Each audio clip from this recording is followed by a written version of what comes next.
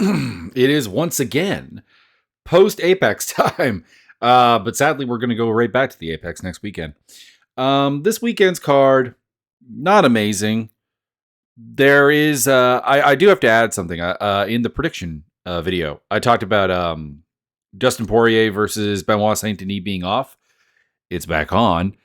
The only thing is that I think a lot of people are like, well, no. We totally believe Dustin Poirier's like, I just hadn't talked to my manager in a while.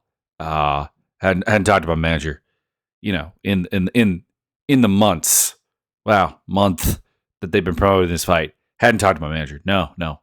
Yeah, let's be real here. One of two things happened. Option A, Poirier got his way and got more money. That's option A, and the most likely one. Option B, the UFC, threatened him in some way, which is unlikely. Because what are you going to do? Like, Poirier's been like pretty happy to just kind of sit and run his little business empire. Like, what are you gonna do about that? Oh, you're not gonna book me. Oh. Except if I wanted to be booked, I just signed the Benoit Saint-Denis contract. Anyways, that fight is back on. The fight still doesn't really make any sense, but hey, it's fun, so let's go with it. Oops, sorry, that was my phone going off. Someone is trying to talk to me on Messenger. Anyways, let's talk about this fight card that was not very good. I'm going to be skipping one fight. I haven't seen Luana Carolina versus Julia Stoliarenko. I missed the first 6 or so fights live. I was doing a esports event commentary, and as a result, missed the first 6 fights. And then I went back to watch on Fight Pass the Stoliarenko Carolina fight, and it's broken. It starts fine. They walk out to the ring and everything, and then the audio continues playing, but the video gets stuck on a scene that hasn't happened yet, where they're like hugging. I'm assuming after the fight. I'm guessing. I don't know. I looked at the stats and it looked like Luana Carolina worked her over pretty good. She missed weight by 4 pounds. I'm not going to go to my way to find the fight. There you go. That's all I can really say.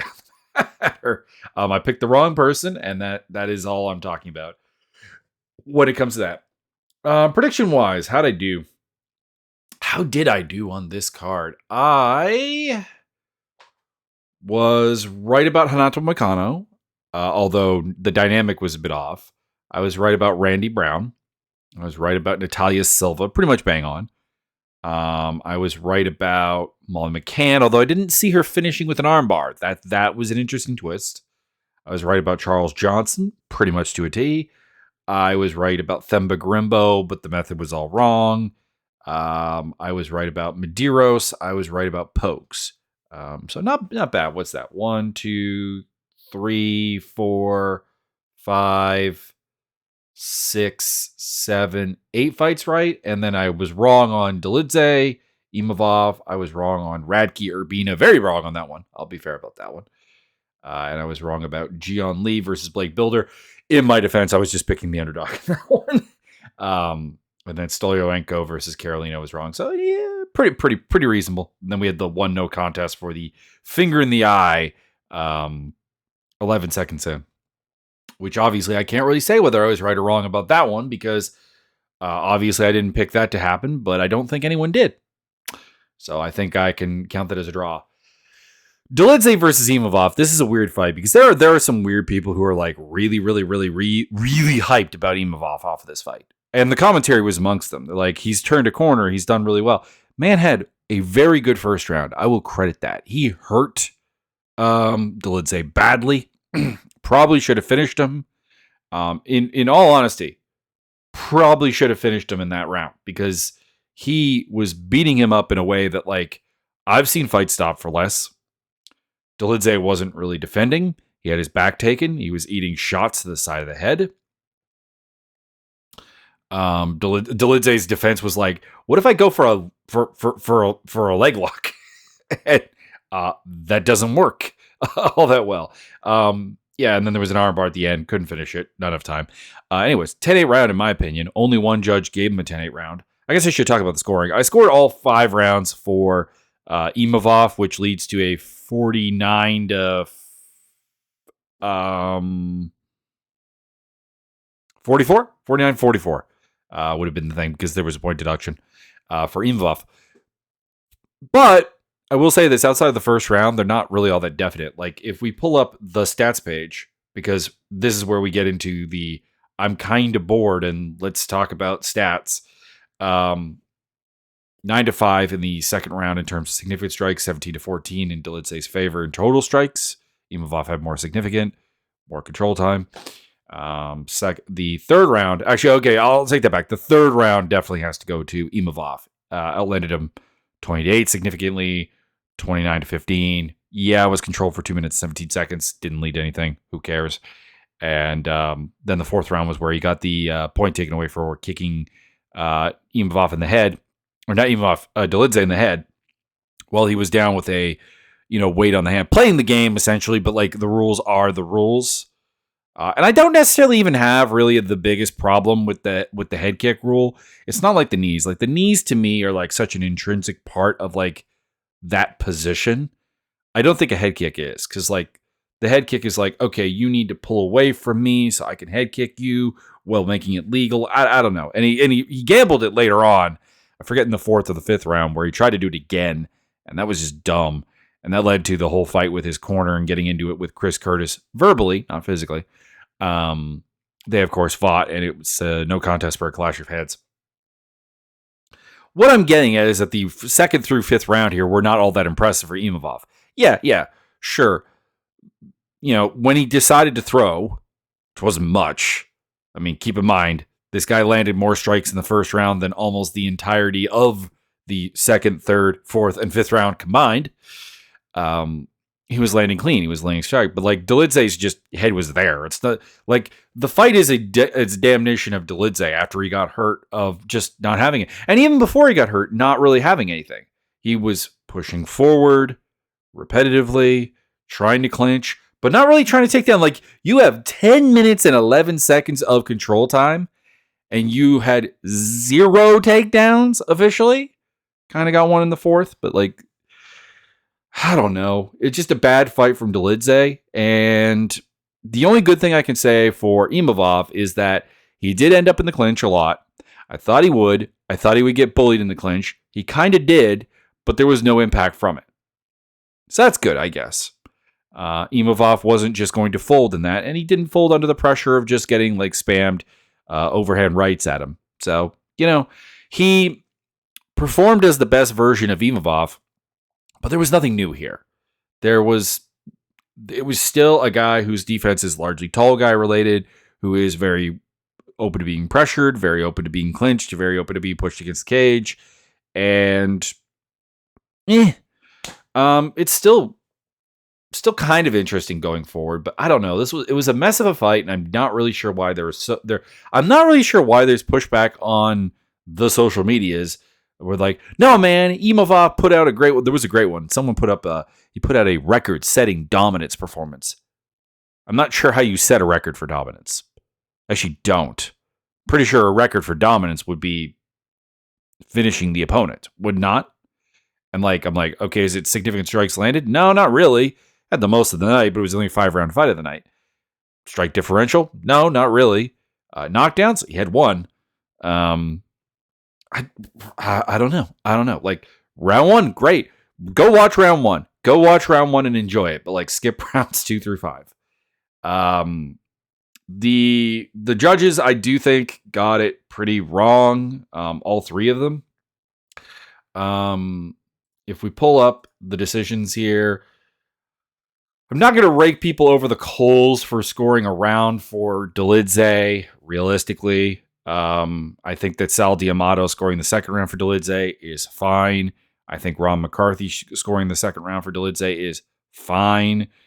The fourth round is not terrible, but realistically, the fact that only Derek Cleary scored, who had my card, the 49-44, scored the first round as a 10-8, Come on. You can't be telling me that the second round was won by as valuable a manner as the first round. Come on, guys. Come on. 10-8. Do it. Do it. Yeah. Anyways, that's the only thing I can really particularly get angry about. Next fights for them. I've got Imavov against Jared Cannonier. It's a structural fight that makes the most sense of what's available. They both need a dance partner. Why not? He wants Sean Strickland too. No. And I could see him getting Chris Curtis maybe after all the drama. I'm actually really surprised they didn't just rebook Chris Curtis at one point with him. But anyways, there you go.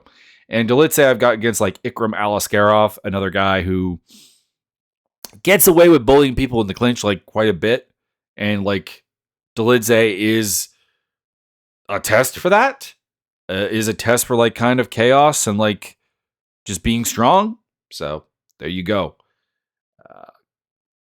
Can't remember if there was anything else in the post fight that was notable. He hyped up his brother, which I appreciate. But I've seen his brother fight, and I don't think there's anything particularly special there. No, don't get me wrong. I would not be surprised he was in the UFC. He's got the physical attributes for it and whatever. But like it's kind of like just Nasser Dean, but light. like the diet version of Nasruddin Imavov. Renato Moicano versus Drew Dober. I scored all 3 rounds for Moicano. I don't necessarily have a problem with people scoring rounds for Dober. Dober did, particularly in the second round, bust him up. But I'm pretty sure, and I think the replay showed this, that the cut on Moicano's eye, the explosion from his eye, so to speak, was off a clash of heads, which is not a legal strike, so you can't credit that. And Dober finished the round pretty strong. He was on top of the landing ground and pound, but like the first and the third, it's him getting taken down a fair bit, and getting his back taken and like trying to do like butterfly escapes and stuff, and it just wasn't working. Moicano was just kind of floating over top of him, doing his thing. Not the fight I wanted it to be. I wanted it to be more of a stand-up affair, but I was a little worried about this. I kind of like was trying to be positive in the predictions. I'm like, come on, Moicano wants to kind of be like a little bit of a blood and guts guy. He wants to be able to do the Moicano wants money afterwards. He wants to do the Moicano craziness afterwards, which he did do. We'll get into that. But no, he took the easy, like low risk way out of it. Like Dober's not a very good grappler. He can be controlled. He can be submitted even, and put him down on the mat. Do that. Take the easy way out. Boom. There you go. Apparently his 62-year-old dad is having another kid. He is determined to go knock up his wife. Loves America. He'll be an American in 2 years. He wants to be a SWAT officer to do law and order stuff. And so he's probably a little bit right-wing, and I didn't particularly know that to begin with, but I'm not surprised. I am not going to be surprised whenever an MMA fighter comes out as like some kind of, vaguely right of center to alt-right individual, because it works. Like, even if you're not, it works. It gets you attention. It gets you pushed. Well, let's talk about Charlie Radtke later, because I legitimately think Charlie Radtke, even though he showed pretty well in his fight, well, I'll bury the lead there. Kind of on the main card because people talk about him on social media in certain circles. So I'm not surprised by it. He did hate the MMA Guru, which I appreciate because I don't like the MMA Guru either. Moicano versus Dan Hooker would be my pick. And for Dober, I don't have anything great. I was really looking at the rankings around him on Tapology, trying to be like, who do I want to see him fight? Who's appropriate? Who do I want to see him fight? And I kept coming back to rematches with Matt Frevola and Terrence McKinney. And the Frevola one would make more sense. So, do Frevola versus Dober too? I think Frevola would be kind of down for that. So, I don't know. Why not? It's a really good fight. I know it's a rematch of a fight that, happened really not long ago. I'm not expecting differences in it. I'm not expecting a different result. I'm not super interested in it, but it's a crowd-pleasing fight, and there just isn't anything else in the area that really works. That really lights me up. So why not? Randy Brown knocked out Muslim Salikov. There was an eye poke in there. Salikov was okay. Salikov was looking to spin, looking to do his thing, looking to do his kung fu, his wushu stuff. And then, basically kind of out of nowhere, Brown followed up a double jab with a right hand, put him down, got the job done. He was hyped up. He wants a spot on UFC 300, called out Michael Chiesa. Says he's top 10 to 15, which, to be clear, I think he has absolutely the technical and physical attributes to be a top 15 fighter, if not top 10 fighter. I actually agree with that. The problem is that you also keep shitting the bed when it's time to deliver that, because of the tendency for Randy Brown to want to do, in a nutshell, stupid stuff.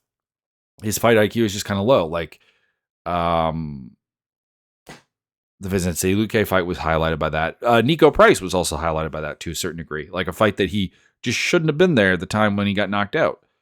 And like it's in other fights that he does. Like the Jared Gooden fight, it's like, I could win really easily doing this, but I'm gonna do this because it's more interesting.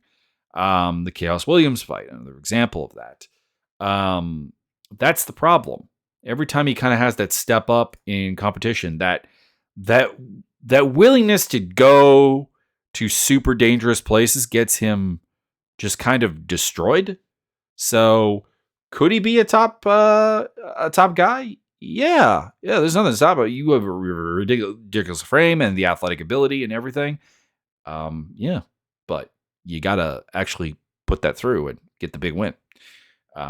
I put him in against Chiesa just because he wants it, and I don't have anything really better.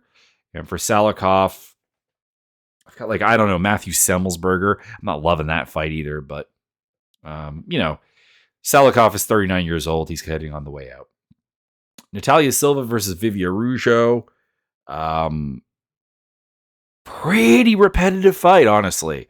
Araujo would pressure, would clinch, would look for takedowns, would look for, the stuff, basically, but would largely get lit up on the way in, and then kind of fail to implement her game fully. She was outstruck in this fight. Actually, surprisingly enough, total strikes were only 65-63, because Araujo got a takedown in the first round and put up a lot of non-significant ground and pound. But, despite all of her pressure, she only got that one takedown, and when it comes down to it, she wasn't able to exploit the fact that Silva is not the greatest mid-range boxer in the world, that her hands are not great. So Silva got the win. It's not the most impressive win. It's not the greatest win, but it is how people generally win against Vivia Araujo. They, get pressured by her, and they light her up as much as they can on the way in. And then they're kind of like, trying to reset, trying to get away. Silva's problem is that she is really easy to back up to the cage repetitively. That needs to be worked on. But she got the job done. All three judges scored round one to Araujo. Silva thanks Jesus. It was her birthday. She had a thing for her mom. Sweet. It's good. I've got her against the loser, Macy Barber and Caitlin Chukagian, as the next most likely opponent. And for Araujo, I've got Lauren Murphy, because they're kind of in the same boat. Like, they're both kind of pressure fighters with relatively heavy hands, and they like to get takedowns. So, hey, why not put that together and see what happens? Kizriev versus Muradov, I talked about already. It was an 11-second no contest because of Kizriev poking Muradov in the eye, and Muradov couldn't continue. I guess you rebook that fight because, I wasn't super high on the booking to begin with, mostly because I'm just not super high on Kizriev. But I think he's going to win. But if you're the booker, not the matchmaker in this case, but the matchmaker, I'm using pro wrestling terms. Forgive me. If you're the matchmaker and you wanted to see something out of this fight that would help you inform your opinion on the fighters, well, obviously you didn't get that. So I don't really see why you wouldn't rebook it. I wouldn't lose sleep over them not rebooking it, but it does make sense as much now as it did when they booked it the first time. Gilbert Abrina versus Charles Radtke. Charles Radtke did a good job here. He stalked forward. He pressured him. He, ate some kicks, but had a good hook jab game going there. Urbina really not moving his head, or when he did, it was very, very predictable. Ended up moving his head right into a jab that basically, rocked him. And and then he ended up flatlining him with a left, or Radtke flatlined him with a left hook. And that somehow didn't end the fight, but he did end the fight not too long afterwards. I don't know. Social media really wants Radtke to be really, really good, and it's people of a certain persuasion. I don't think he is. Like, I understand that he's gone out there and he's now won 2 fights in the UFC, which honestly is more than I thought he would do. He has exceeded my expectations. But the fight against Blood Diamond, just absolutely terrible. And then this fight, I think it just came down to more like Urbina having, number one, his family's trademark, which is a somewhat lackluster chin, and 2,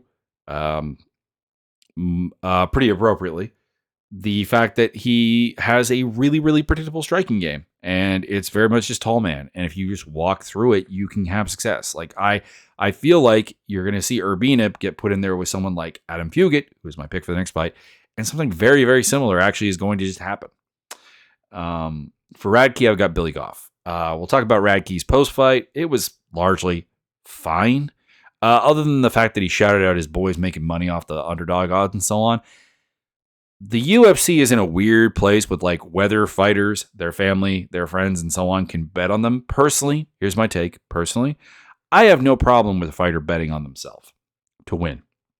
I have a problem if it's like a method or a round or whatever, because then we're corrupting the process. My problem with James Krause back in the day was that James Krause was like busted betting on his fight, or giving advice for people to bet on his fighters to lose. That is not cool, because that is 100% trying to mix things up, and like having some fighters fight with like injuries and stuff that realistically they shouldn't have, or with terrible game plans. So that was the problem. So I don't necessarily have a problem with the betting on itself, but like on yourself, but like at the end of the day, like Jason Witt used to do it. But like at the end of the day, I don't think you should be saying that. So anyways, there you go. He said Australia still sucks. Admittedly, I'm not entirely against that, because I know that the withholding tax in Australia is something like 42% of your fight purse, which is insane. To be clear, I think the idea of withholding tax per fight purses in general is stupid. You're not benefiting from the tax money going to the economy. You don't live there. I honestly think that should be exempt. The UFC should have to pay taxes. Obviously, they're making vast amount of money off of the Australian audience, but the fighters themselves should be actually tax exempt. There you go. Boom. Not tax exempt, but their income should be, back in the States where they actually live, and that tax money can theoretically go back to them. That's my opinion. It's not just an anti-Australian thing. That's an anti thing in general. He says he's going to make 140. Oh, he's going to make 170 great again. He hates Colby Covington. I am mixed. I don't know. I probably will still not be picking him in his next fight. I just don't think he's that good. Although if they do the fight with Billy Goff, I might have to consider it, because I also really don't think Billy Goff is very good. But the UFC kind of likes him. The UFC kind of likes Charles Radtke. So at some point, they'll get a winner off that. Molly McCann just destroyed Diana Belbitsa, which I saw coming, but I didn't think would end in the first round via armbar. Like, that was the surprise. Molly looked perfectly fine at 115. She apologized for not even being in the right weight class until now. I don't necessarily think that 115 really changes things for her much. Don't get me wrong. It makes her a more physical threat, a bigger threat, whatever. But I don't honestly think, like if the goal is to be like a top elite end championship contender, I don't think it happens at either weight class. But hey, she went out there. She destroyed Diana Belbitsa. I've got her against Elise Reed, perhaps. And Belbitsa I've got retiring, because she's been talking about retiring for like 3 or 4 fights now. And it's just kind of like, am I still relatively interested in seeing her fight? Yeah, sure. I don't think I don't think she has to. She's 27 years old. She's obviously got some time to go and whatever. I think her problems are largely unfixable. But if your heart is not in it, MMA doesn't pay well enough to do it half-assed. So if you're not here, then please escort yourself to the door, and enjoy the rest of your life. Charles Johnson versus Azat Maxim. Johnson lost the first round the way that people tend to lose to Maxim, which is he got hurt. He got locked up in a front headlock for quite a bit, and before eventually escaping. But he was starting to find some success towards the end. Like, I think he felt pretty good clinching up with Maxim. Maxim was going for the front headlock again and again and again. Johnson was finding some success with the low kick, which in the second round caused Maxim's leg to actually buckle a little bit. And then in the second and the third round, Johnson kind of took over. Not dominant by any means, but the fact that Maxim and his game really relies on hurting you or making you panic into coming in very, very close to him and letting him do wrestling stuff and power grappling stuff. And if you just don't do that, he doesn't really have a lot of variety. He doesn't have a lot of, how should I put this? Output. Like for flyweight, like you look at these strike numbers of this bout, and you realize that over the course of it, Maxim landed 38 significant strikes. For comparison purposes, Belbita landed more strikes landed close to that number in strikes. Like 40 total strikes. That's just not enough. It's not enough over 3 rounds in this division. You've got a good submission game. You've got good power. You've got good physicality. You've got an adept jab, which, he was doing a very, very good job of doing like a little bit of a parry jab, particularly in the third round, having success against Johnson. But Johnson himself, whose main critique is he doesn't fight at a flyweight pace, outpaced you. That is really not good. So I thought it was 29-28, Johnson winning the second and the third. You could probably go 28-28, 10-8 first round, maybe. Like Maxim did hurt him quite badly, almost finished him.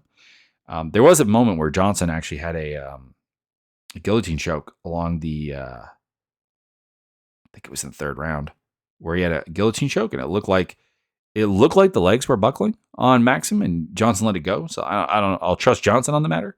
Commentary was not very good in this fight because, I don't know. DC's got a little hate on for Charles Johnson, which is a little bit weird, a little bit bizarre to me. Commentary was not super sharp pretty much the entire night. It wasn't too bad on the main card, which is why I haven't brought it up before now, but like the undercard, not amazing. Next opponents, I've got Charles Johnson against Tetsuya Taira, another big like prospect. That's kind of really all you have to do with Johnson. He's kind of not going to be really more than what he is right now, which is a good test opponent for like people who, generally speaking, are dominating fighters that are either lesser athletes than them or just not diverse tacticians.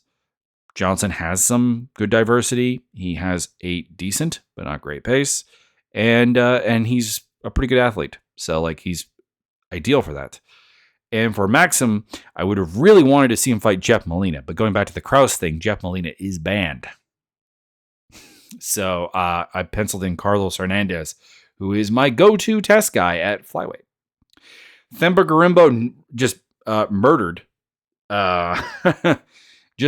Pete Rodriguez, and then had a big love session for Daniel Cormier. For Gorimbo, I've got Gabe Green next. For Rodriguez, I've got Dana White Contender Series fodder of not getting cut. I just don't think he's very good. It's not that he can't be good, because like guy's 27 years old. This was his 7th pro fight, I think. So like, there's time, but like it does feel like he's not UFC caliber right now. Speaking of not UFC caliber, Blake Builder just not active enough against Jian Lee. Just not at all. He got outstruck in terms of just activity by Lee by a boatload. Let's see here, 19-8, 20-6, 10-5. You can't win a fight landing sub double-digit strikes every single round. Significant ones, anyways. He landed 9, 15, and 12 total strikes. Don't get me wrong, Lee has the same problem in a lot of ways, but at least Lee makes you cross distance to come get him, and I think can step up. I think Lee's thing is that he fought at this low of a pace because he could do it. He could get away with it. But for a featherweight fight, this wasn't very good. There were a couple of nice little moments there. Builder went for a guillotine, tried to go for a high percenter neck crank. Bad idea. It failed. Lee completed a takedown, finished on top at the end of the fight. There were some decent clinching exchanges and whatever. There was some nice stuff on the feet. There was nice stuff, but the fight just never got beyond a simmer. In fact, I don't even know if it really got to a simmer. Lee, I've got against Chepe Mariscal because Chepe is a guy who will push a pace, and we will see.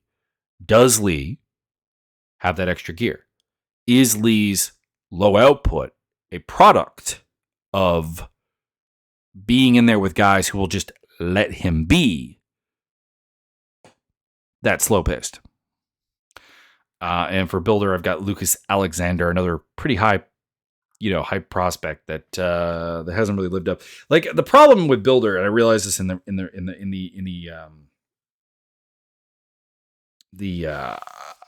preview video, the prediction video. My guy's 33, and that's not a lot of time to learn to unlearn a lot of bad habits. Stolyarenko versus Carolina was the fight before that. Then we go back to Markel Medeiros landing Quinones. I scored the first round for Quinones, second and third for Medeiros. This fight was largely dictated by who could be on the front foot. It's not that these guys can't fight on the back foot. It's that their offense is just way more effective on the front foot. So when they were able to have it for any prolonged period of time, they more or less, started to really get some stuff done. But then they would lose the front foot, and we'd end up with the clinch, which didn't have a lot happening in it. They would clinch, and there wasn't really a punishing clinch. It wasn't a takedown clinch.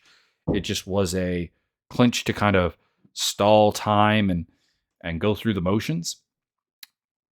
For the weight classes was just kind of dull.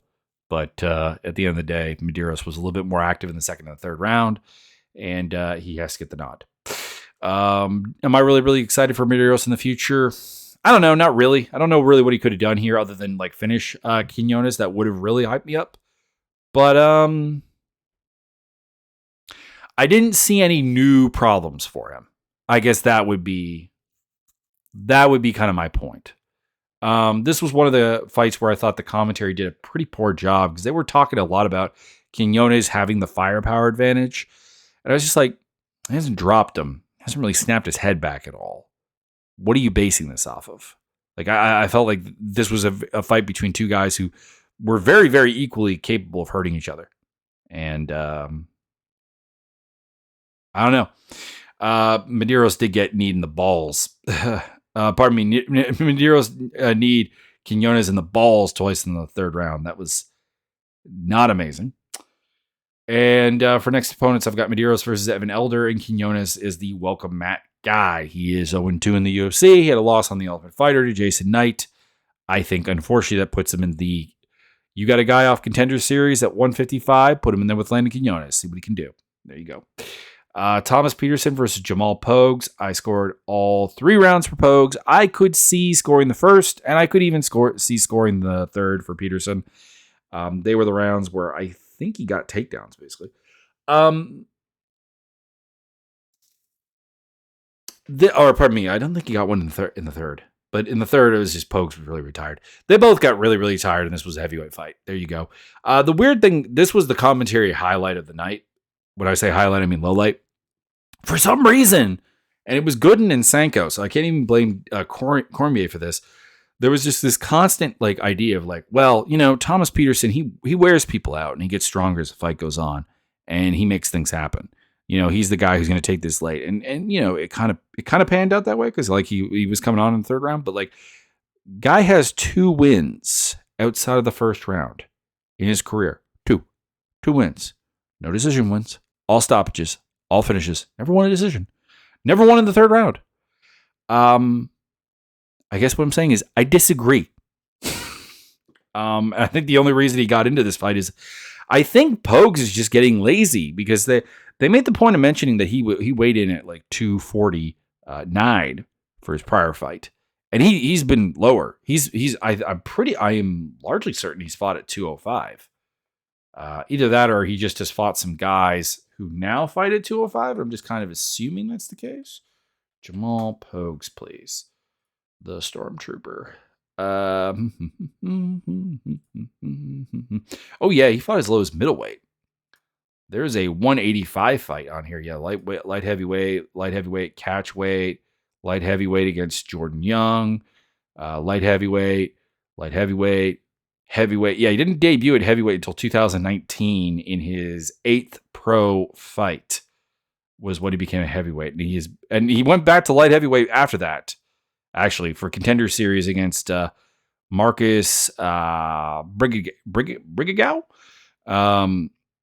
Got booked after that and then fought Alex Polizzi. That was what I was thinking of because Alex Polizzi is a 205er. Fought Alex Polizzi at 205, fought Tim Hilly at 205, went up to heavyweight to fight Paulo Renato Jr. That was his Contender Series fight the second time, and now 3 fights at heavyweight. He's just getting heavier and heavier. It's not good because it's his gut that's getting heavier and heavier. And I'm not, to be clear, I am not judging people who put on weight easy. I am with you. But if you're a professional fighter, we got to ask, like, your cardio used to be kind of okay. Now at 260 plus pounds, it ain't okay. Just food for thought. Anyways, I thought Pogues won. The judges, I think, got it right. Picked up the W. Peterson's not very good.